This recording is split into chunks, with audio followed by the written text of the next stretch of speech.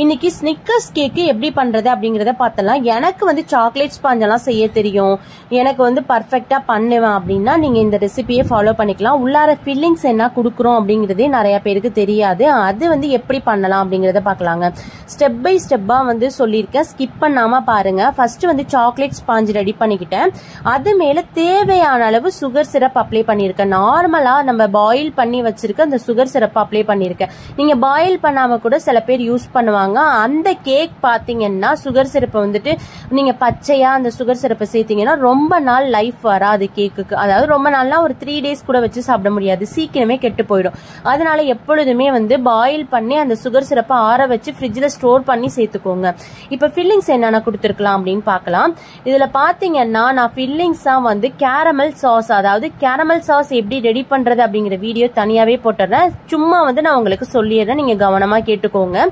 இதுல பாத்தீங்கன்னா caramel syrup நான் எப்படி ரெடி பண்ணிருக்கேன்னா, ஒரு 1/4 கப் வந்து சர்க்கரை சேர்த்துக்கிட்டீங்கன்னா அதை நல்லா வந்து ஒரு மாதிரி கேரமல் பண்ணி அந்த தேன் கலருக்கு வரும்ல. அதுக்கு பிறகு 1 டீஸ்பூன் வந்து பட்டர் சேர்த்துக்கிட்டு ஒரு 1/2 கப்பு வந்து நீங்க வெப்பிங் கிரீம் சேர்த்துக்கணும். வெப்பிங் கிரீம் சேர்த்து நல்லா பாயில் பண்ணிட்டு அந்த வந்து ஒரு பபுள்லாம் அடங்கின பிறகு அதை ஆற வச்சு உள்ளார ஃபில்லிங்ஸா சேர்த்துக்கோங்க அந்த கேரமல் சாஸ். அதுக்கு மேல வறுத்த கடலை சேர்த்திருக்கேன். வறுத்த கடலை வந்து நல்லா வறுக்கடலை, அதாவது உப்பு சேர்க்காத கடலை வந்து கடையிலேருந்து வாங்கிக்கோங்க. அதனால தோல் நீக்கிட்டு அந்த கடலையை வந்து நல்லா ஸ்ப்ரெட் பண்ணிட்டு அதுக்கு மேல மில்க் அமௌண்ட் சாக்லேட்டை கணேஷ் ரெடி பண்ணிட்டு, அதாவது 2:1 ரேஷியோ 2 மடங்கு நீங்க சாக்லேட் சேர்த்துக்கிட்டீங்கன்னா 1 மடங்கு வெப்பிங் கிரீம் சேர்த்து டபுள் பாயில் மெத்தட்ல மெல்ட் ஆக்கி அதை கணேஷா ரெடி பண்ணிக்கோங்க. சீக்கிரமே குயிக்கா ரெடி பண்ணணும் அப்படின்னா நீங்க ஃப்ரிட்ஜ்ல ஸ்டோர் பண்ணி அந்த மில்க் ஆமோன் கணேஷை வந்து சேர்த்துக்கோங்க.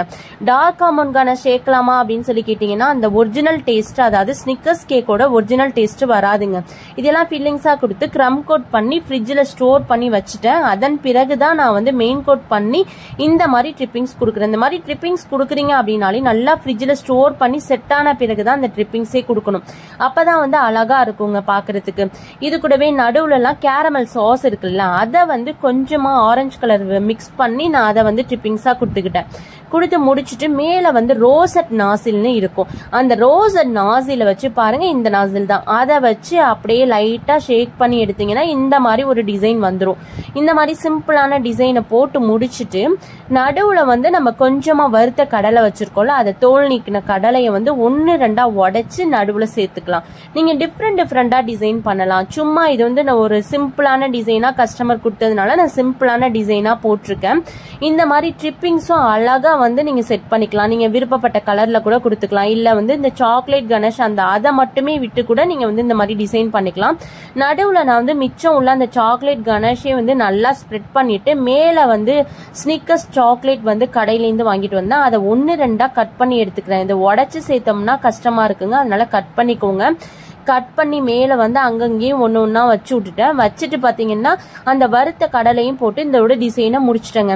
இந்த கேக் வந்து நீங்க ஃப்ரிட்ஜ்ல வந்து ஒரு அட்லீஸ்ட் வந்து ஒரு 3 மணி நேரமாவது ஸ்டோர் பண்ணிட்டு லாங் டிஸ்டன்ஸ் அந்த மாதிரிக்கெல்லாம் கொடுத்தீங்கன்னா கேக் வந்து மெல்ட் ஆகாம இருக்கும். கேக் வந்து நல்லா மெல்ட் ஆகாம இருக்கிறதுக்கு கூட டிப்ஸ் இருக்குங்க. வெப்பிங் கிரீம் வந்து நீங்க பர்ஃபெக்டா பீட் பண்ணி எடுக்கணும். ஃப்ரிட்ஜ்ல வந்து நல்லா ஸ்டோர் பண்ணி கஸ்டமருக்கு டெலிவரி பண்ணணும். இந்த மாதிரி சின்ன சின்ன விஷயங்களை மட்டும் கத்துக்கிட்டீங்க அப்படின்னா நீங்க வந்து ஒரு சூப்பரான பேக்கிங் பண்ற ஆளாயிடலாம். இதை மட்டும் மனசுல வச்சுக்கோங்க. இந்த கேக்கோட டிசைனை வந்து நான் சிம்பிளா முடிச்சுக்கிட்டேன். இந்த ரோசட் நாசில வச்சு கூட பல டிசைன் போடலாம், ரோஸ் போடலாம். இந்த மாதிரி வந்து ஷேக் பண்ணி ஒரு டிஃப்ரெண்டான ஒரு ஃப்ளவரா எடுத்துட்டு வரலாம். அப்புறம் லைட்டா வந்து டாட்டா வச்சு கூட நீங்க டிசைனை முடிச்சுக்கலாம். இந்த ரோசட் நாசில் மட்டும் நீங்க வந்து ஒரு புது ஹோம் பேக்கரா இருந்தா இதை வாங்கி வச்சுக்கோங்க, உங்களுக்கு ரொம்ப யூஸ்ஃபுல்லா இருக்குங்க. சின்ன சின்ன டிப்ஸ் வந்து இடையிலலாம் சொல்லியிருப்பேன், அதனாலதான் ஸ்கிப் பண்ணாம வீடியோவை பாருங்க அப்படின்னு சொல்லியிருக்கேன்.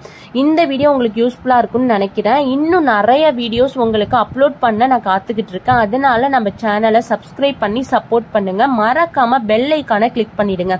அப்பதான் நம்ம போடுற ஒவ்வொரு வீடியோவும் உங்களுக்கு வந்து சேரும்.